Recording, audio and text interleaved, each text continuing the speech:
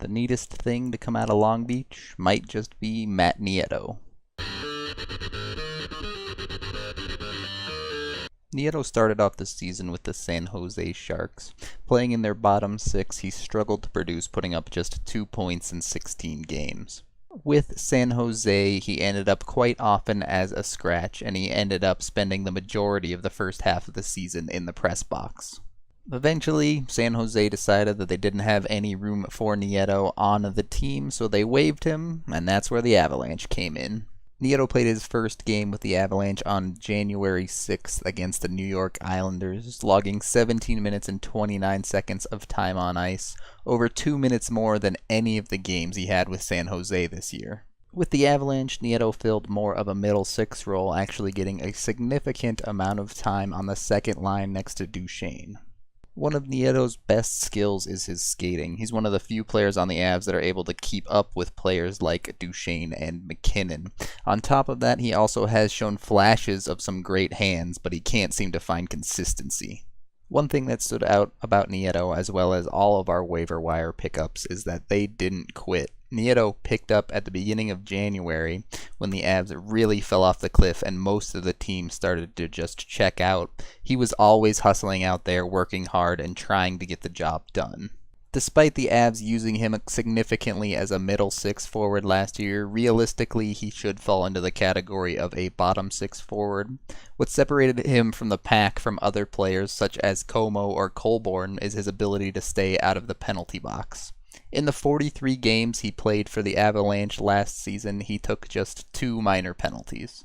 Despite an impressive 11.5% shooting percentage with the Avalanche from Nieto, it still felt like a few too many opportunities weren't able to be finished by him, though admittedly that was a problem that nearly everyone on the Avalanche suffered from. I do have a few concerns about moving him into the bottom six going forward. He's only 5'11", 190 pounds, so he's not the biggest guy, and his game is mostly based around his speed, which may struggle against other teams' grindy lines.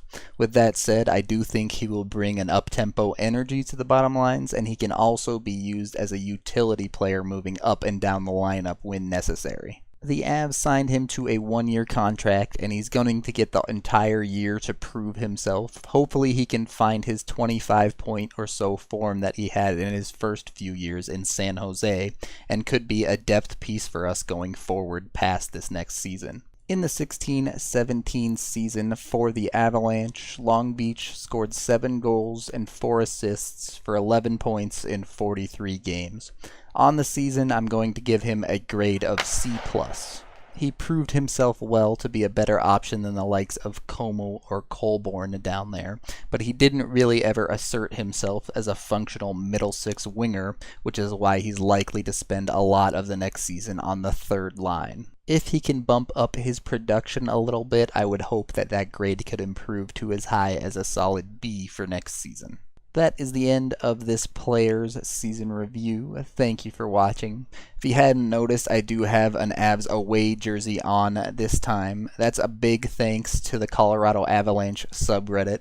A bunch of the generous people over there did a GoFundMe for me for these videos so I could get an away jersey and match the Avalanche. So big shout outs to them. I can't say enough about them. It's a great community and you should check it out for sure. I'm Rudo3, and we get it. Matt Nieto's from Long Beach. We know.